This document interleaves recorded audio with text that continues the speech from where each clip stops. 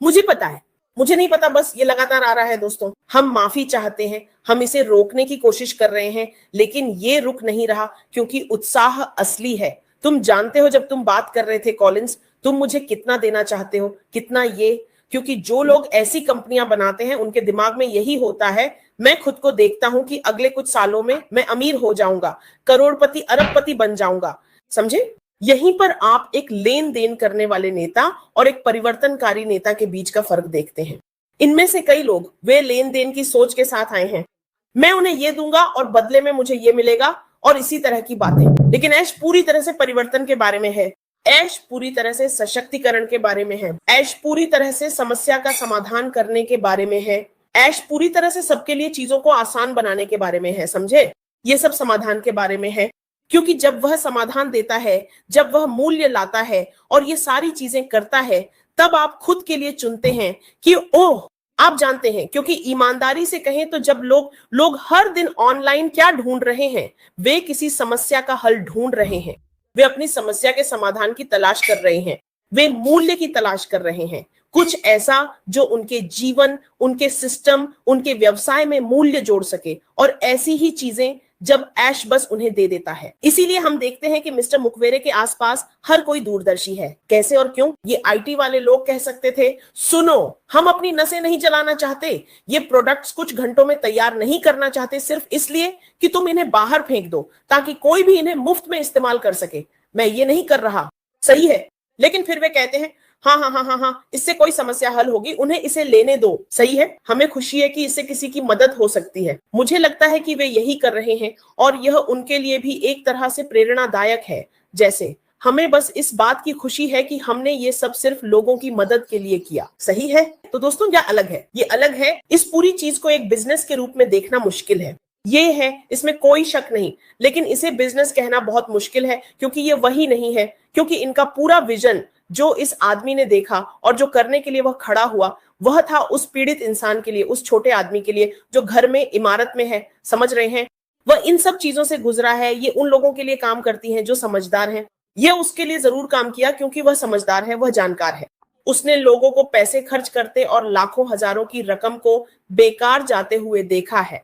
वह ऐसा था, नहीं, यह स्वीकार्य नहीं है, मैं इससे दूर जा रहा हूं क्योंकि इसे करने का एक बेहतर तरीका है। और फिर वह इससे दूर चला जाता है और इसे आपके और मेरे पास लाता है। ये अलग है, ये खास है, ये अनोखा है, ये दिव्य है।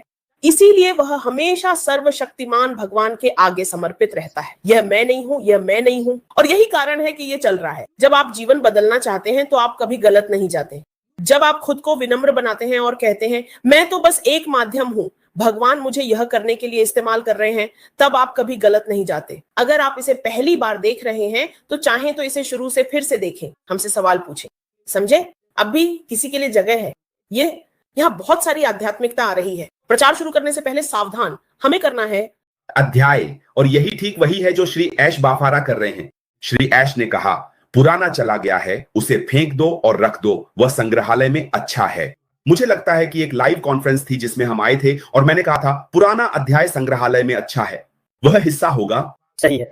हम कहते हैं ओह, हमने इस कार से शुरुआत की थी और हम चले, लेकिन रास्ते में कार खराब हो गई। कार के लिए आपका बहुत धन्यवाद। लेकिन आपकी अपनी कहानी की वजह से हम एक नई कार बना सके, एक मजबूत कार, क्योंकि आपने हमें सिखाया बिल्कुल कि आपकी कार इसको सहन नहीं कर सकती। अब सीईओ ने यह तय किया कि नहीं, हमें एक और भी मजबूत कार चाहिए, क्योंकि वह कार हमें अंतिम मंजिल तक नहीं ले जा सकती, लेकिन हम, और यही हम हर दिन सोचते रहेंगे। यही कहानी है। और हम में से कुछ लोग इस कहानी को भूल जाएंगे, लेकिन मैं प्रार्थना करता हूं कि हम में से ज्यादातर लोग यह ना भूलें कि हमने कहां से शुरुआत की थी और कैसे हमने सफर तय किया, उतार चढ़ाव के साथ। हमारे सीईओ उस पहाड़ी पर चढ़ते हुए, उस पहाड़ को पार करते हुए, और अब हम उस समतल जगह पर हैं जहां से वह देख सकते हैं और हमें इशारा कर रहे हैं, हमें दिखा रहे हैं कि हम कहां जा रहे हैं।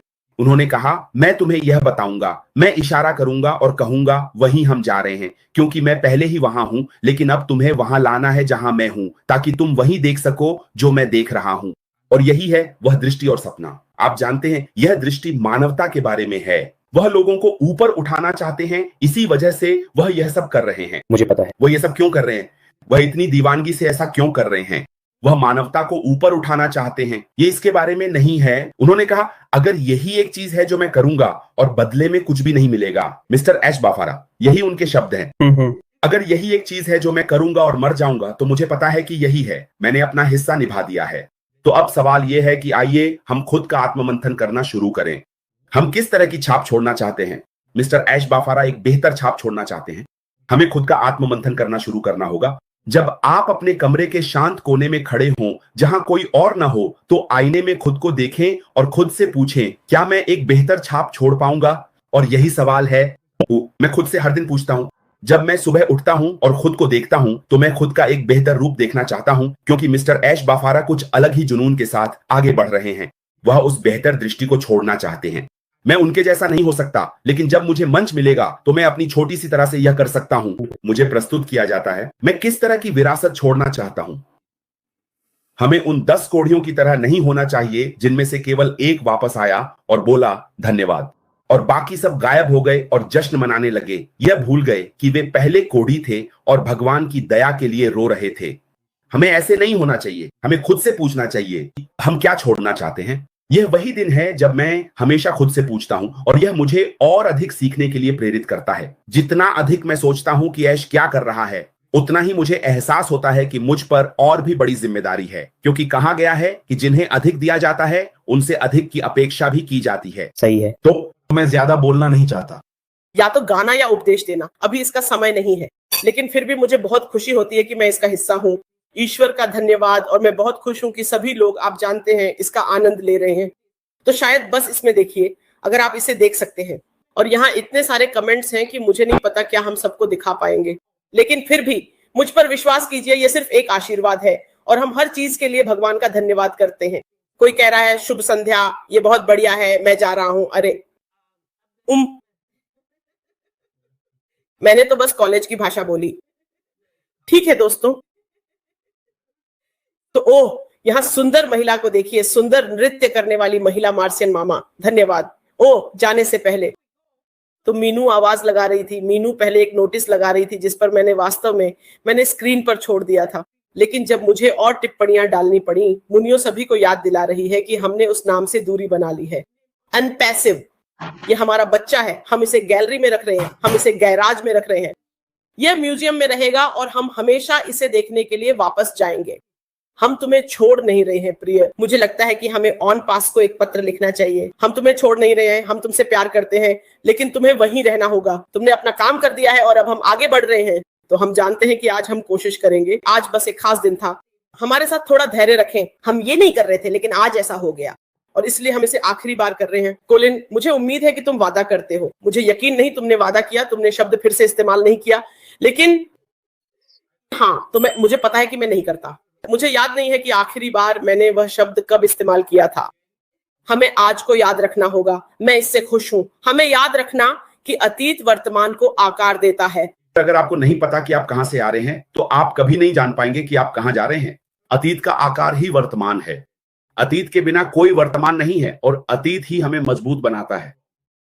अतीत हमें रोशन करता है और अतीत हमारे इतिहास का हिस्सा है। आप जानते हैं, यही वह कहानी है जिसे हम शुरुआत से लिखेंगे। आप बिना यह याद किए कि पिछले अध्याय में क्या हुआ था, नया अध्याय नहीं लिख सकते।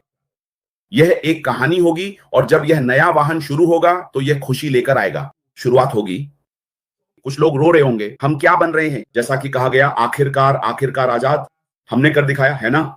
वास्तव में हमने कर दिखाया। आप जानते हैं, उस अंतिम मंजिल तक पहुंच गए, डिज्नीलैंड तक, कि जो पुरानी कार हम इस्तेमाल कर रहे थे वह रास्ते में ही खराब हो गई। ये ऐसा है जैसे आप दौड़ रहे हैं, आप जानते हैं, आप दौड़ रहे हैं, आप माउंट कैमरून पे चढ़ रहे हैं, आपके सारे जूते चप्पल और सब कुछ फट गए। वे कहेंगे, ओह, हम में से हर एक को ले जाओ। फिर भी आपको याद रहता है कि ओह, जब मैंने दौड़ना शुरू किया था तो मेरे जूते फट गए थे और उन्हें मुझे देने पड़े थे और भी मजबूत जूते, ताकि मैं ऊपर चढ़ सकूं और नीचे आ सकूं। आप जानते हैं उन्होंने आपको कितनी बोतलें पानी दी जब आप पसीने से तरबतर थे। तो ये भी कहानी का हिस्सा है ना? लेकिन अब हम एक नया अध्याय, एक नया इतिहास लिख रहे हैं। पुराना कल चला गया, वो कल चला गया, कभी वापस नहीं आ सकता, है ना? हम में से कोई भी एक ही दिन को 24 घंटे नहीं जी सकता, लेकिन हम एक नए दिन में एक नया अध्याय लिख सकते हैं और फिर हम उसके साथ आगे बढ़ते हैं। बिल्कुल बिल्कुल, ये एक बहुत खास शाम रही है। तो कभी कभी ऐसा होता है, हम अपने माता पिता का सम्मान करते हैं जिन्होंने इसे मुझसे बेहतर स्थिति में छोड़ा। हाँ हाँ हाँ बिल्कुल, ये ऐश के शब्द हैं। धन्यवाद बहन जोड़ने के लिए। हाँ, तो दोस्तों मुझे लगता है कि हम अभी जहां हैं वहां खुश हैं। हम हर उस चीज से खुश हैं जो हो रही है। ऐश बस सही रास्ते पर है। हम सब सही रास्ते पर हैं और भविष्य उज्जवल है दोस्तों, सच में। हम बस धन्य हैं और कि हम चुने हुए लोग हैं, चुनी हुई पीढ़ी हैं। हम में से किसी के पास ये बहाना नहीं है कि हम इस दुनिया को बिना कोई प्रभाव छोड़े छोड़ दें, क्योंकि जैसे मिस्टर मुफारो कहते हैं, हम नहीं कर सकते। आप अकेले पूरी दुनिया नहीं बदल सकते, लेकिन आप किसी एक व्यक्ति की दुनिया जरूर बदल सकते हैं। और उस लहर प्रभाव के साथ यही है कि हर हर दिन जब आप एक व्यक्ति को बदलते हैं तो वह अगले को बदलता है, फिर अगला और फिर अगला बदलता है। इससे पहले कि आप जानें, मिस्टर मुफारो की पहुंच चारों दिशाओं में दुनिया के हर कोने तक फैल जाएगी और इसलिए ये सब खुशी ही खुशी है। बहुत बहुत धन्यवाद। हम आपका आभार व्यक्त करते हैं। धन्यवाद मीनू, हमेशा हमारे चैनल्स पर लोगों को सब्सक्राइब करने और बेल आइकन दबाने के लिए बुलाने के लिए। आइए हम ऐसा हर दिन करें। आइए इस गति को बनाए रखें, क्योंकि यह हमारे सीईओ को ऊर्जा प्रदान करती है। तुमसे प्यार है। धन्यवाद। धन्यवाद भाई आने के लिए और जल्द ही फिर मिलेंगे। अलविदा।